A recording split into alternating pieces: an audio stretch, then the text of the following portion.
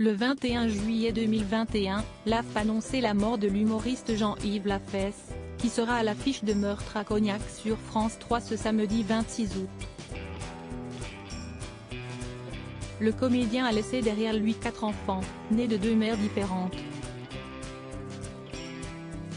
Parmi eux, Jeanne Lambert, qui a suivi les pas de son père en devenant comédienne.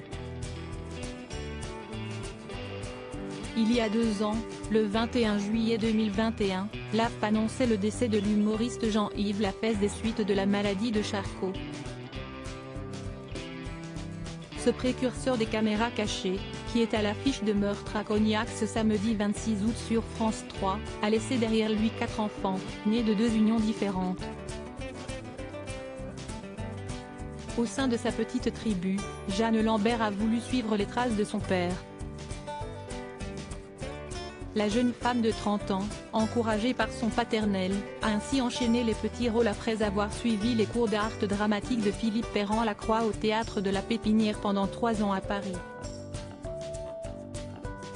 Après avoir figuré dans le court-métrage Rêve toujours de Charlotte Schwarzinger en 2012, elle incarne Marie-Lou dans le film Bienvenue chez nous de Jean Becker aux côtés de Patrick Chesney. C'est en 2014 que Jeanne Lambert décroche le rôle d'Alice Meyer dans la série Le Stagiaire avec Michel Barnier. L'aventure continue de durer aujourd'hui après 8 saisons d'intrigue judiciaire. Sur son compte Instagram, la fille aînée de Jean-Yves Lafesse partage très souvent son joli minois. La belle brune à la moue boudeuse n'est pas sans rappeler son papa adoré.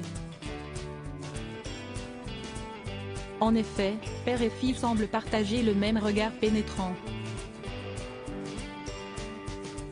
Jean-Yves Lafesse, papa de 2 garçons et 2 filles. Jean-Yves Lafesse avait 3 autres enfants.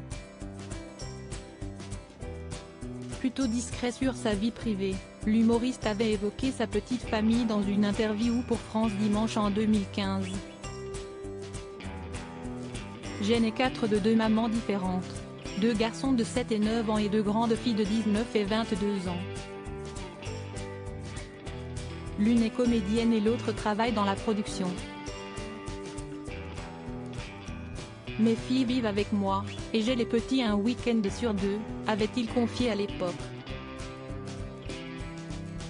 En 2020, lors du confinement, le roi des blagues avait reconnu dans un entretien pour France 3 que ce qu'il avait le plus manqué lors de cette période difficile était de voir ses enfants et que dès le déconfinement, il avait prévu de les faire venir à Vannes, chez lui.